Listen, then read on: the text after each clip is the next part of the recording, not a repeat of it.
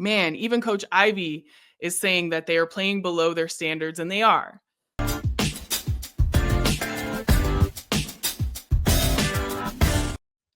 Welcome to We Need to Talk Now, presented by AT&T. I'm Alicia J, and I'm here with Ashley Nicole Moss. How are you doing today, Ashley? I'm good. Is my collar like hiding in my... Okay, there we go. Now that I fixed my collar, that was hiding. I'm good. How are you? Happy Monday. You know what? It is the Mondayest Monday of all Mondays today. Yeah. I just have to say. I feel like we've been getting a lot of those lately, and I needed to chill out. Yes, I needed to chill out too, but I will say that I am happy that I'm here with you. This is a great end to our Monday.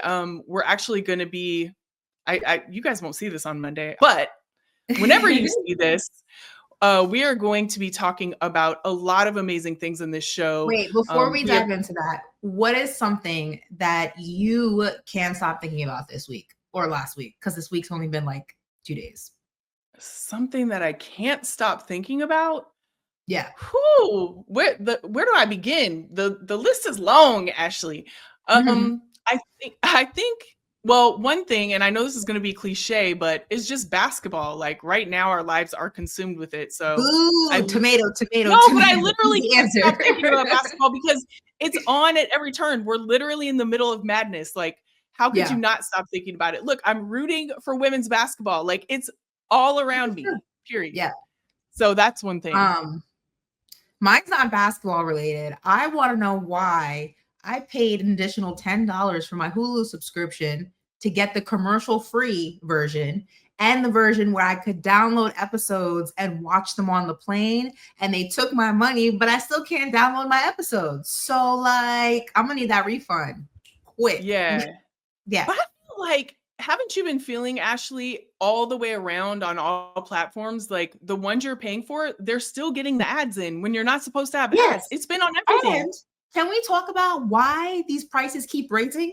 Like, how much higher are we gonna go, Netflix? Like, you know what I mean? You want $100 a month at this point? Like, slowly roll. You don't have enough shows that are interesting on your platform to keep charging me like this. It's crazy. At this rate, I'm gonna be paying $1,000 a month in subscriptions. It's honestly nuts. I miss the days where like we all had the same cable package and we're all watching the same stuff, and we just paid one fee and everything was on. Listen, the kids these days, they don't know what I'm talking about, so I'm just gonna we can just move on. They don't. They're like, what's on demand? What a time to be alive. Yes. Remember when the DVR came out? How revolutionary that was. How you could record your shows and watch them later. Yes. Well, and now we just binge watch everything. So there's no recording. It's just, you're just sitting down and you're watching everything at once. So. Yeah. These kids don't know that back in the day, you had to mail in your Netflix picks and then get them back in the mail. There was no app, kids. It was via the U.S. Postal Service. So laugh at that. Yeah. Anyway. You definitely don't know anything about that. But what we do know, Ashley, is that we have a lot of conference tournament updates for you. I mean, it has been wild. Angel Reese also recently in her podcast that the WNBA players, she said that the WNBA players could walk out if CBA needs are not met. So we're going to talk all about that. A10 Commissioner Bernadette McGlade joins the pod for an amazing conversation. And we have so much more. Yes, but as usual, we got to do a little bit of housekeeping and to remind you to follow us on all of our social media platforms as listed below. And make sure you are subscribed, notifications turned all the way up when it comes to YouTube, because that is where you will find previous episodes, full-length interviews, and everything and anything in between. But look, we know it's March and you're watching a lot of basketball. So if you are a podcast listener, scan this QR code right here and we will pop up wherever you get your podcasts. We're on Spotify, we're on Apple. So guys, look, and gals, there's no reason to not be tapped in with us right here at We Need to Talk Now, presented by AT&T. Yeah, no reason at all, because if you don't subscribe, if you don't tap in, you're not going to get all of these women's sports updates that we have. And there's a lot of them. We've been talking about basketball, but this week there's a lot going on outside of the March Madness and everything, the WNBA of it all. Austin Florian and Mystique Rowe won gold in mixed skeleton at the World Championships, marking the first time that the U.S. has won gold at World in that event after not even medaling in the first 4 editions of the event. It marks the Wow. 4th. I know, it's fantastic. It marks the 4th gold medal overall for the U.S. at a skeleton World Championships and first since 2012. So that was huge. Rio Takeda took home the title at the LPGA's Blue Bay tournament, winning her second LPGA title by a lead of 6 shots over Minjin Lee, saying that she's really happy to win this tournament. Like, that's very simple and clear. Like, hey, I'm just really happy to be here and win. Like, I'm not mad at it at all. And then Alexa Gasparotto became the 8th U.S. woman and the first ever Black woman worldwide to land a triple axel in competition this weekend. Wow. Okay, then. Just another day in sports to make you feel inferior in life. Anyway, I'm just kidding. But we're not done yet. Michaela Schifrin, who we had on the podcast last week, set another record on Sunday, a World Cup record, that is, with her 156 podium finish. Yes, you heard that correctly, 156. That breaks her in a tie with Swedish great. Emma, help me out here. How do I say this name? Ingemar Stenmark. Thank you very much for the most podium finishes in World Cup history.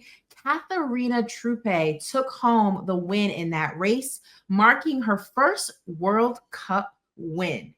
And the Wooden Award dropped its list of 15 players on the ballot on Sunday, headlined by Paige Beckers, Juju Watkins, and Hannah Hidalgo. I'm sorry. No, Hannah Hidalgo. Yeah, I said that correctly, right? Did I say that right? Hidalgo. Sorry. Yeah, one more time. It's okay. It's a lot of names. Hidalgo.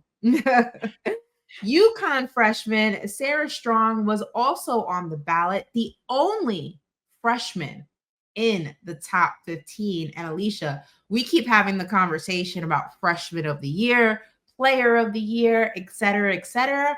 I don't know. Being the only freshman in the top 15 may have helped Sarah Strong get a leg up over the competition, but we will continue watching those standings as we get closer and closer to those awards being handed out. But now we got to dive really deeply into women's college basketball. As you mentioned, it is March. There's a lot of chaotic things happening around the country, and a number of conference championships took place over the weekend, answering some questions, but also raising some as well. UCLA, in a game that took a lot of people by surprise, got their revenge on USC in the Big Ten title game, a game that they were actually leading in USC at halftime by, I believe, 10, with Juju Watkins having almost 20 points at the half. UCLA, I don't know what they did in that locker room, but they came out and said, yeah, it's not over until we said it's over, and they got the dub.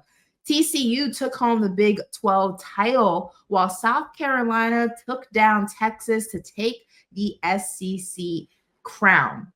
George Mason, meanwhile, is dancing for the first time after securing an automatic big win in its Atlantic 10 Conference tourney win. And the biggest question exiting the weekend is around Notre Dame, a team that we've been very high on, a team that we've spoken very highly about. They fell, in the semifinals of the ACC tournament by the hands of Duke. So the biggest questions is surrounding Notre Dame. As we know, they started off hot. We thought they were one of the teams to beat. But it looks like, just like we have said in the WNBA, and we've always said with competitive sports, anybody can lose and anybody can be taken down. And Alicia, Notre Dame, thinking ahead, Notre Dame is kind of falling apart at the seams somewhat at the worst time possible, I feel like. Yeah, absolutely. I mean, listen, in our last show, we talked about Notre Dame and how they could win it all, and they still have a chance to possibly do that because when you start the tournament, it's 0-0 for everybody. really. I mean, Yeah, good point. you have your seeding, but anyone can win. Let's just say that. But man, even Coach Ivy is saying that they are playing below their standards, and they are. We had talked about also that they were struggling, and we did acknowledge that, but that it would fuel them. But like right now, and just seeing, in their loss that they had in their tournament, it just doesn't look great for them. It doesn't. And I wish that, like I said, there's still room for them to prove us right. But right now they're really living and dying by Hannah Hidalgo and Miles. They really are. It's like if they're playing up, they're playing up, and if they're playing down, they're playing down. You can't really do that, And their defense, is really sparked by Hannah. And if they don't feel like they have the spark, or they're not, kind of playing off of her energy, they're not doing well, and that's not going to bode well for you. You can't do that on any team. So it's hard. It's hard to see it because we know what they're capable of. And even like Coach Ivy said, they have a standard and they're playing below it. It's just a matter of if they're going to step up after. I mean, I would think after a loss like they just had, you would want to, but we're just going to have to see. Yeah, this marks the team's third loss in 5 games following a 19-game winning streak. And the Blue Devils took down Notre Dame, for people who missed the game, 61-56 in the semifinal. The interesting thing, though, about this particular game, it wasn't much of a team effort for Notre Dame, which is probably a lot of the reasons why they lost in the fashion that they did. Only 2 players were in double digits. The rest were virtually non-factors. Duke kind of exposed them defensively, but really exposed an area of concern offensively for Notre Dame. So it's going to be interesting how they correct all of the mistakes that have kind of piled up going deep into the month of March. And it's hard to kind of break bad habits, but luckily this is a team that does know how to win and was winning at a high level and was winning consistently. So if they can get back to what led to that 19-game winning streak, they'll be in a good position once the tourney actually starts. Heading to the Big 12, though, TCU. Everybody is talking about TCU, not just for the team, but specifically for Hailey Van Lith, named the tournament MVP, had 20 points in TCU's win over Baylor on Sunday, totaled 63 points total in the tournament. Now, HBL was named Big 12 Player of the Year, Newcomer of the Year, and helped TCU to a regular season and tournament championship, and was named Championship MOP. A lot of people have been saying, let the apologies be as loud as the disrespect when it comes to HBL. As we know, we've seen her move from Louisville, LSU, now at TCU. And I think that the lasting memory for a lot of people was, that tournament match between LSU and Iowa, and her kind of getting cooked by Caitlin, which respectfully, a lot of people would get cooked by Caitlin, especially college edition of Caitlin. So it's nothing to, feel too bad about. I don't know many people who could have beaten Caitlin Clark one-on-one, but a lot of people were questioning whether or not Hailey still had the sauce, still had the juice. And we were talking about this before the show started. Sometimes it's not the players, sometimes it's the system. And this is that exact situation, I feel like, when it comes to HBL, because now she's in a new system, new coach, new team, and she's absolutely flourishing in the way that we remember her to always flourish. Yeah, I know I've seen a lot of people saying, like, is she back? Well, I don't really think she ever left. I really think it was the system that she was in that wasn't conducive to the player that she is.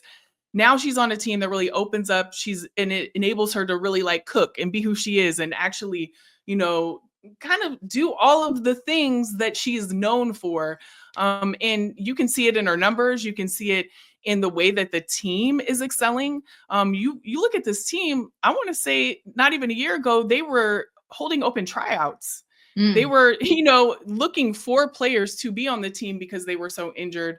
And so you have a team that didn't have the best record. They were actually looking for players, and now you have the pieces on the team that are making them successful. And she's certainly one of them, if not the main one, I would say, for this team. They have some amazing players too, not just her, but what she's doing, the way that she works with the system, the way that the coach really speaks about her and leans into her for a lot of things, and really has a lot of respect and just expects her to be good too. So you're taking all of the best things about her as a player, and you're really showcasing them and executing them in the right way. And so I don't think she ever left. I just think she's in a program that is really conducive to the player that she is.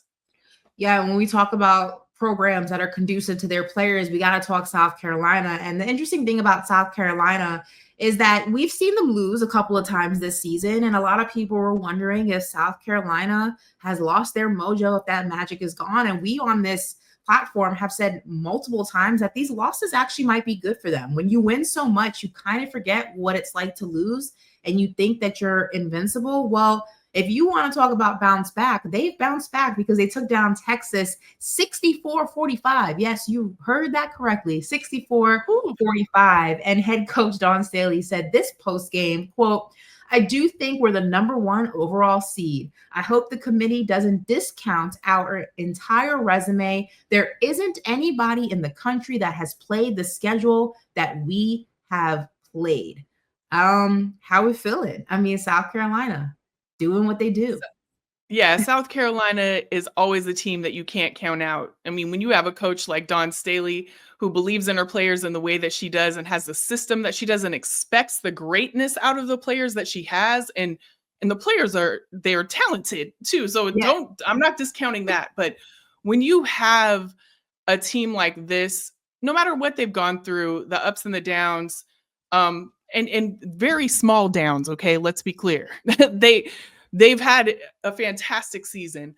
And we're so used to them doing so well that when we see, a loss, or their winning streak was broken or whatever, what are people those? can people can jump off the deep end, and it's like, no, they're just a fantastic team that had a loss, just like other teams do. So, but I say all that to say that the team is in a great stride right now. They do look great.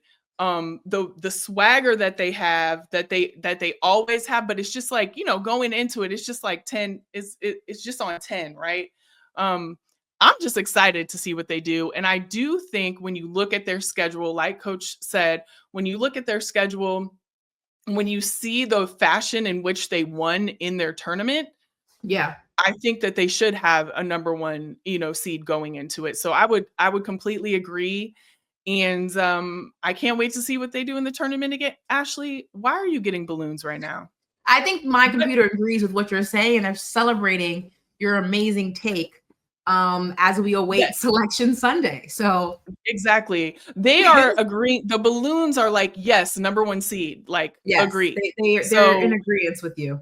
Yeah. So we'll see how it shakes out, but I would agree with Coach on this one. All right. Well, we shall see. Like I said, Selection Sunday is right around the corner. So we will know who that number 1 seed ultimately will be, along with all the other seeds and where they fall, and who will see who in the first round. And we're going to be doing that live. It is our reaction show, our Selection Sunday reaction show. So you definitely don't want to miss that. Keep it locked on our social media channels for more information on exactly what time that will be, and including the link of where you can find it. But for now, we're going to move to the WNBA, Alicia, because as always, Angel Reese is making some waves, making some headlines, and a lot of people are dedicated to misunderstanding what exactly it is that she is saying. So yes, they absolutely are. And I hate to see that, by the way. Anything she says, she always gets vitriol back, which I hope one day changes. But we do need to talk about what she said in this case. Last week on our podcast, Unapologetically Angel, which is her podcast name, Chicago Sky star Angel Reese, she gave a small peek into the WNBA CBA negotiations, which are currently ongoing. We already know that they've opted out. So we have that in tow when we think about this. But during the podcast, she said, I've got to get in the meetings because I'm hearing if y'all don't give us what we want, we're sitting out. And Dejanay Carrington, who has been sitting in on the meetings, added during the podcast that it's a possibility for real. So the comments from Reese, as we just talked about, they naturally caught fire, which prompted her to come back on social media and add, "We are prepared to stay at the negotiating table for as long as it takes. I will continue to use my voice to speak for what we want and deserve as a league." Asia Wilson was asked about the comments on Monday, saying, "I feel like we can make things work. It's going to take a lot, but I don't want to say that or think that we shouldn't even have to get to that point." Last year, it's important to note that the WNBA players, as we said earlier, opted out of the current CBA, which was set to expire in 2027. They're still going to play in the 2025 season under the current CBA rules, which leaves a year for a deal to be met before the possibility of a lockout. And with all of that said, Ashley, do you think that it will come to a walkout in these CBA negotiations? Well, look, they obviously still have this season, as you mentioned, to play under the current CBA. And that gives the benefit of time on their side to have a little bit more time to negotiate what is exactly they want, what it exactly is that they don't want. But I think I won't go as far as saying a walkout, a lockout, whatever it is that you want to refer to it as, because I think there's a few things, right? I think when you talk about the WNBA, the athletes in general are already underpaid, right? And then when you talk about the non-star players, they're even more underpaid. So when you're talking about guys, like I'm going to use the NBA as example, because it's the lockout I can remember most vividly in my mind. It's a little bit easier. I say easier because obviously you're still not playing, you're still not doing what you love, things like that. But when there's so many athletes within an association, within a league, making absorbent amounts of money and having that money in the bank, it's a little bit easier to stand in your conviction and saying, we're not going to play because you have $40 million in your bank account, right? You can afford to miss a season if you really wanted to. Even bench players in the NBA are making a couple millions of dollars, right? When you talk about the WNBA, that's not the case.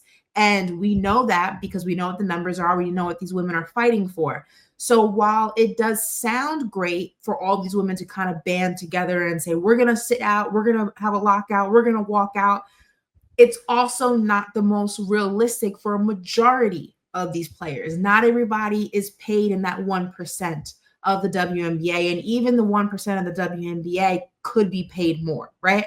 So that's one situation. I think that I also believe that this is just the women's way of saying, hey, we know where the league is now. We're not worried about where it was 10 years ago, 15 years ago, even 5 years ago. We know what women's basketball, women's sports means right now. We know the movement we are in right now.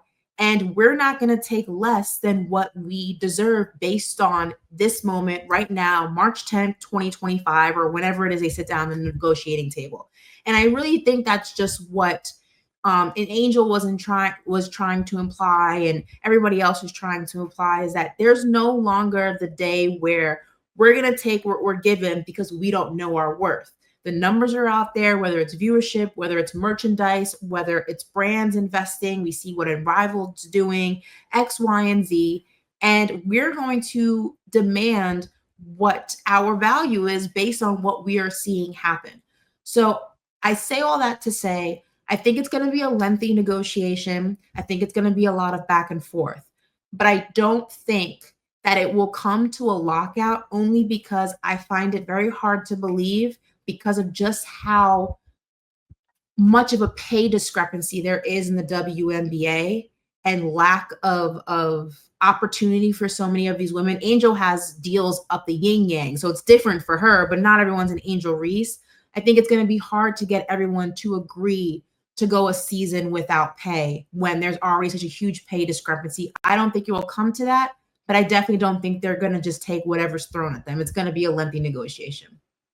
Yeah, I think it will be hard to come to that decision. But what I loved about what Angel said is that we're willing to do it. Like, it's on the table, and we will if we aren't getting what we deserve. And when you look at the numbers, 2.3 million fans attended in 2024, highest total in 22 years. 657,000 people tuned in on average on TV, highest number in 24 years. Those numbers pay dividends, with the league announcing a new 11-year media rights deal in July worth $2.2 billion. Final game of the 2024 WNBA Finals saw a 142% increase in ratings over previous year's finale. So when you look at that, and you hear A'ja Wilson saying, I hope it doesn't even get to that point. They know what they deserve in revenue sharing. So come correct with the negotiations so that we don't even have to make that decision. But what I love what Angel said is, like, it is on the table. We can do that if we need to, because we know what we deserve. But do you think that's real? Like, when she says we can do that, do you think it's an option? But do you think it's real? Like, again, not everybody's making Angel Reese. I think it's easier. And when I say easier, I put that in quotations for people who are listening. It's easier for an Angel Reese to say that than it is for, I don't have somebody's name, but like a non-Angel Reese to say that. Like, she could afford to miss a WNBA season. Not everybody's as fortunate. And I think that when you say it, it sounds good in theory, but then when you have people really starting to weigh the dollars and the cents, and this is sometimes the issue, like we've seen this in the NFL, because there's such a huge pay discrepancy with those teams as well. It's easier for a quarterback to say, yeah, we're going to sit out if we don't get what we want. Like, bro, you're making $300 million. Like, I can't really afford to do that. And usually that's where you start running into the issue of some people being willing to take the scraps that are thrown to them, because, like, I can't afford to sit out like you can. So I'm only saying, like, it sounds sometimes good in theory, but then you start weighing like my bank account to your bank account. And I'm like, yo, Alicia, you had me until I saw what was in my bank account. I can't be with you on this one, sis. You know what I mean? Right. I think it's two things can be true at once. Yes, it's going to be hard for a player that is not Angel Reese or somebody that, has the deals and all of that, that they can kind of supplement with. Like, it's going to be hard, but I don't think that doesn't mean that it's not something that is on the table. I mean, we've seen, and I think that's all and I don't want to speak for her, but from me listening to what she had to say, that's all she was trying to say, is that, if we need to do it, if we're not getting what we deserve and we're setting the table for players, years and years to come, like, it's something that's an option for us, and we can decide to do that if we want to. Would it be a hard decision for some people? Would more people sacrifice than others? Yes.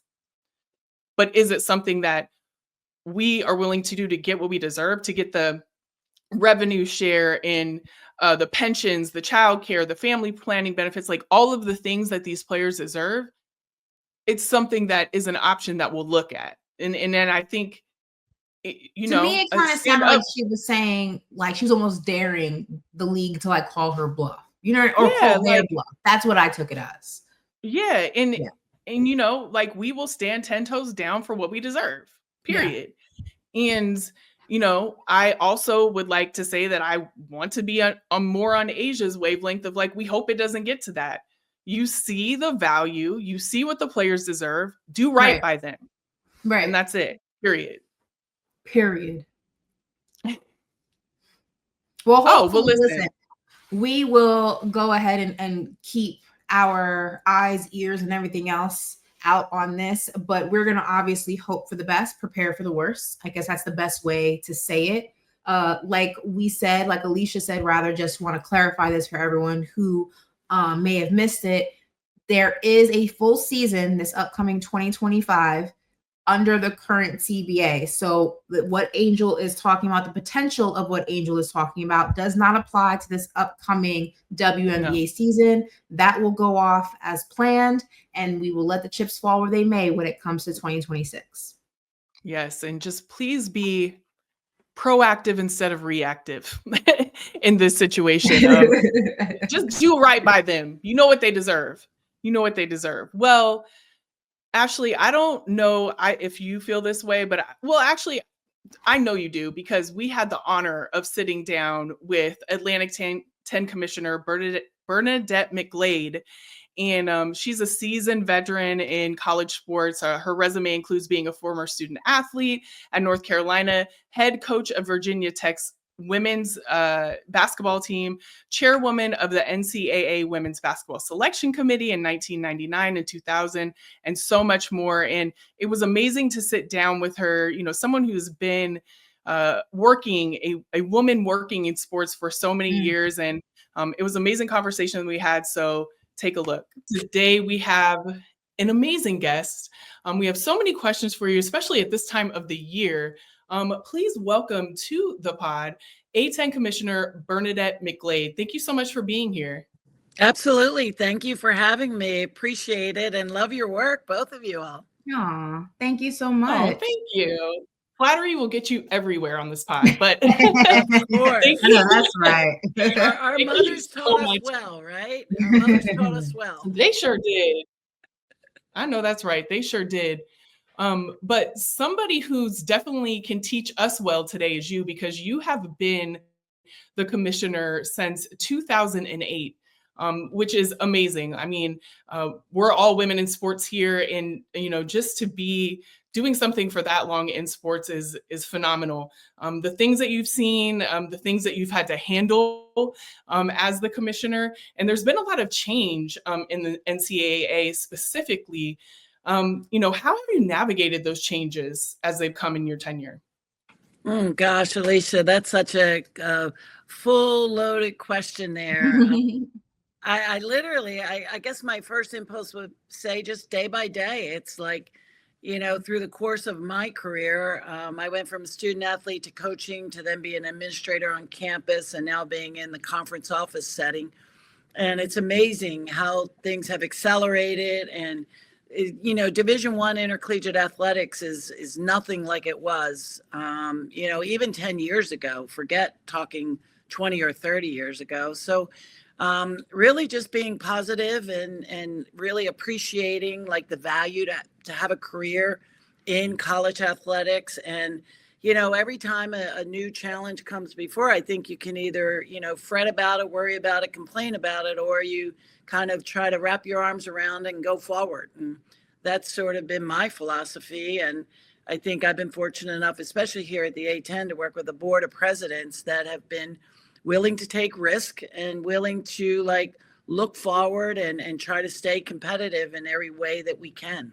It is Women's History Month. And before we dive into March Madness and all of the craziness in the best way possible of March Madness, we would be remiss to mention that you are just one of two female commissioners.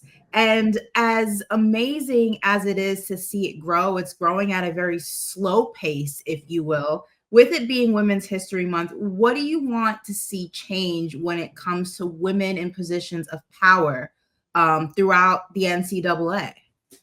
Well, you're partially right in that when I took the job, I was one of two female commissioners out of the 32 Division I conferences. But, knock on wood, we've had some tremendous growth. And now out of the 31 Division I conferences, there are 10 females that are committed.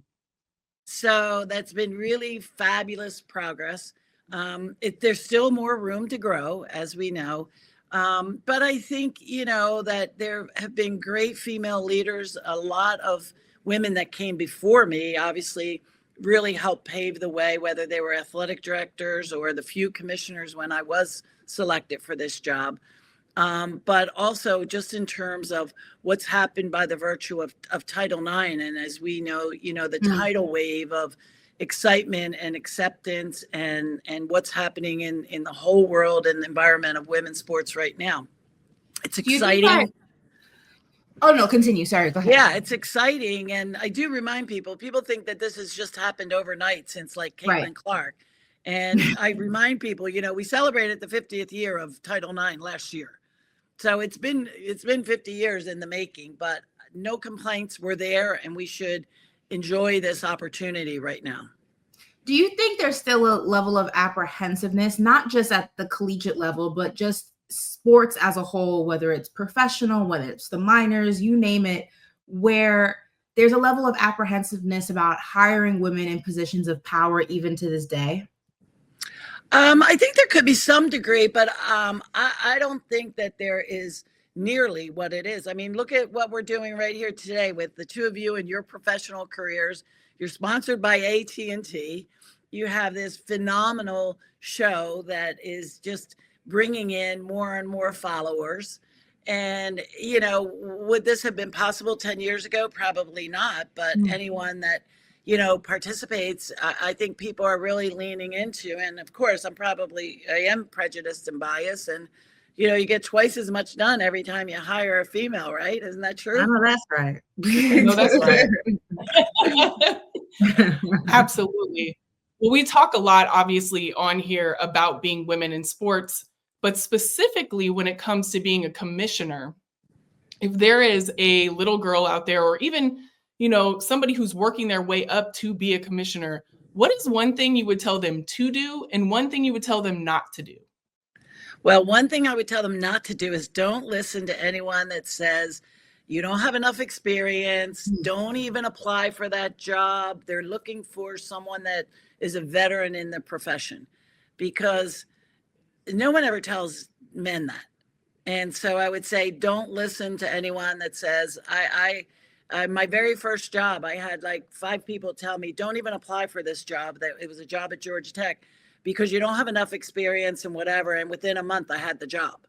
So that would be my don't do. And I think my do would be that, you know, be willing to like jump in full, like with both feet, and accept like responsibilities, even though it might not be directly in your job description, especially if your boss or the team that you're working with, if they need help and have projects, jump in and help, because every time that you're on a larger team, you have a larger network and you have the opportunity where many more people can see, you know, that your skill level and what you can bring to the table. So I would say be a huge team player once you get in a position that you want, and don't listen to anybody that tells you no. Yeah, absolutely. I mean, Alicia, listen, it's March. It's the best time of year in sports. I don't know if you know this, but it's March Madness for a reason. And when we talk about March Madness specifically, I think one thing that we've all noticed is this trend of the women's side of the NCAA just absolutely skyrocketing in the past few years. I mean, the numbers have come out over the past few seasons, and they just are gradually increasing, and by historic numbers. And in some aspects, beating out the men in some premier games. What is it do you think about the women currently and the women previously in the past few years when it comes to collegiate basketball that has just made it so explosive in ways we've never seen before? I think the media exposure. The media exposure of more games and opportunities for these female student athletes and coaches and programs to literally be into the homes of everyone in America. And I think not only just mainstream media and network media, but, you know, cable media and streaming and technology and the way that everyone's consuming sports. I think women's sports have really benefited from the technology that we are seeing and the exposure through our media partners in the last 10 years. Well, and something that I personally was shocked at was this is the first time that women's basketball teams are getting paid to participate in March Madness. And honestly, I was like, are you kidding me? This is the first time? You're mad, huh, Alicia? You can't go back to school, can you? Listen, well, yeah, I mean, I would have been cleaning up back then, but that's a whole nother story. If I had NIL, please. But literally, when I think about that being the first, what were your initial thoughts when I'm sure you knew it before all of us did, but what were your initial thoughts when you heard that? Well, it's funny that you bring this topic up because I was chair of the women's basketball committee in 2000. That's 25 years ago. And we put a huge proposal in front of the NCAA of why the women's tournament should be getting units, financial units, just like the men's were.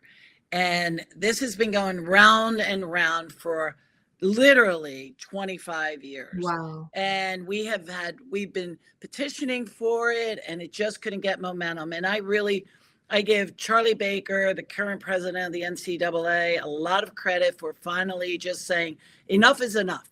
Enough is enough. And he streamlined that decision and really put it through the system literally within 12 months. So it really does, take a team to be able to make decisions. And as you know, everybody gets crazy when you start talking about money. And previously, the powers to be within the association didn't want to divvy up any distribution to women's basketball because they felt like men's basketball owned the corner of the market. Mm. Ashley, it's always amazing to sit down with somebody who literally has done, everything that you could do in sports. I don't want to say just women's sports because she's the commissioner of the whole thing. So it's just, sitting down, getting, all of just kind of like her expertise, her thoughts and everything. And just being around other women in sports that have really put in, the time, the work, the everything. I don't know. I love being around that, and not just in Women's History Month. Obviously we talked about that a little bit, but it's just, it's amazing to sit down with someone like Bernadette and to gain that knowledge. We saw a little clip of it. You can definitely watch the whole thing, but Ashley, what was your favorite part of, the conversation we had with her? I honestly just love the transparency and her hearing how the changes that we've seen in the collegiate game have been a long time coming, and it's been a long fight behind the scenes. And like you said, it's just a little snippet of the conversation as a whole, but I definitely recommend everyone tuning in and watching it in full, because if you're interested to how we got to this point, when it comes to the NIL and the transfer portal and everything that has gone into the collegiate process and the game, the NCAA as a whole, it was just a very eye-opening conversation regarding all of that. So make sure you're definitely checking it out on our YouTube page. And like I said in the very beginning, make sure you are subscribed. Those notifications are turned on, because when we have conversations like this, you won't miss a minute of it. And now it is time for something else you don't want to miss a minute of. And that is our favorite segment, and it's Connecting Changes Everything by AT&T.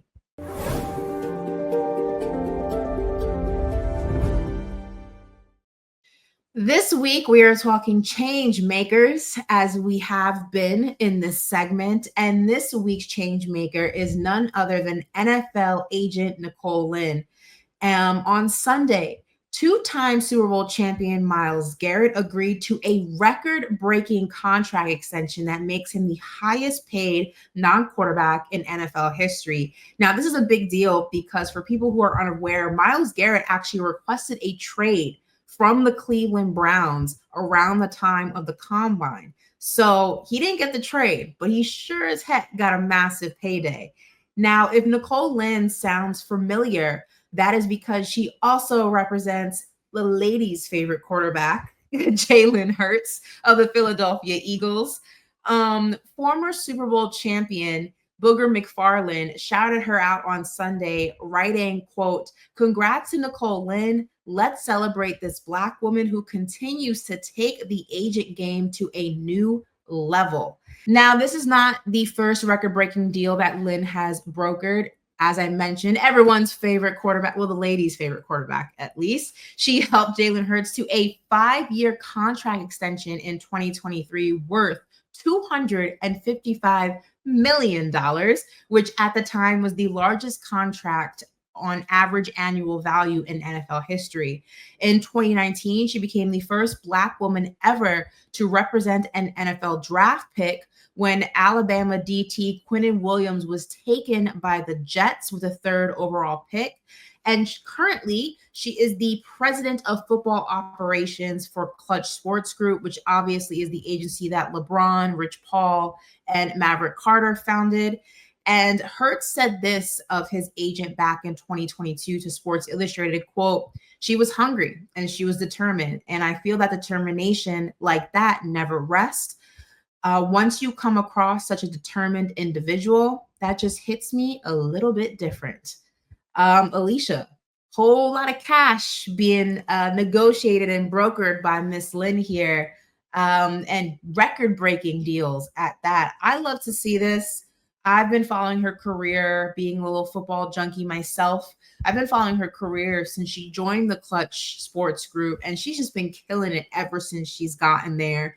And having some of the biggest names on her roster, I mean, hats off to her. It's great to see it because football, for all the advancements that it has made, just like professional sports as a whole, it's still very much a boys' game. So when you see a woman behind these record-breaking contracts of these superstars, it's always, makes you a little fuzzy on the inside. Yeah, what she's doing is absolutely historic, and she has worked so incredibly hard to get to this place. Everything that she has done, she has earned tenfold. She's been doing this, even before Clutch Sports, she was just doing everything that she could to advance and get into the position that she is now. And she's incredibly talented. And one thing that I absolutely love that is happening right now is there are, and I wouldn't just say little girls, there are people coming up. There are children coming up that are seeing her achieve in the way that she is, right? Children, young adults, even me, like seeing the way that she is achieving in the way that she is. And they're inspired to do the same, whether it be in a field that they want to do or, being an agent. You do not see, there are many of them out there, but you do not see a lot of women who are agents in the field of NFL and in sports in general. So what she is doing is obviously important for herself, important for the clients that she has, and it is historic and record-breaking, but it's also inspirational on levels that she is not even going to be able to fathom. We're going to see a whole bunch of people coming up that are inspired by her, that are achieving in ways that they never thought of before because she broke the ceiling that she was in. She went above and beyond in her field, and people, they get this inherent responsibility of being an inspiration, but she is that in every way. She embodies it. And so I just can't wait to see, obviously what she does, because she's making history left and right. Yeah. But so who she inspires, that is also going to make history in the future. So I know it's inspiring in what I do. And so I just cannot wait to see, there's going to be someone coming up that says, I am who I am because of Nicole Lynn. And I we're going to hear actually, before my career really started to take off, there was a period after graduation where, how we think that once we graduate, the world's just going to be waiting for us after we get our diploma and be like, hey, here's the jobs that you've always wanted. I thought ESPN was going to call me the day after graduation and be like, we're ready for you. It's not how it happened. It's not what happened, right? And when I was kind of figuring out like what I was going to do, I was contemplating going to graduate school, and FAU has one of the best sports management programs in the country. And I was actually contemplating becoming an agent and doing that. And then ultimately I got, my first job in the industry, and then, it took off from there. But yeah, listen, as somebody who almost took that path in the sports industry, I love to see women absolutely crushing it and dominating it and doing it at such a high level. And just reminding once again that women have a place in every single space of this industry, regardless of where your interests lie. And it may not be easy, but eventually when you get there, it's worth it because it provides inspiration to the next generation. And I hope that the next generation of sports agents have it just a little bit easier because of all the ground and the ceilings that Nicole has broken. So kudos to her, giving her props, giving her flowers, giving her all of that. Absolutely. She deserves it all. And, women in sports, we're out here killing it.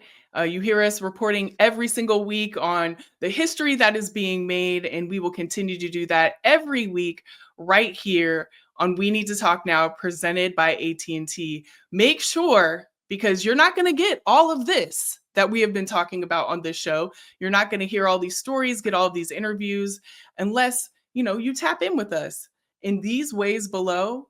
Make sure that you subscribe, do all of the things, because if you don't, you're going to miss all of this amazing, talk that we're having every single week right here. We Need to Talk Now, presented by AT&T. So we'll see you next week. As long as you tap in. You Tap in.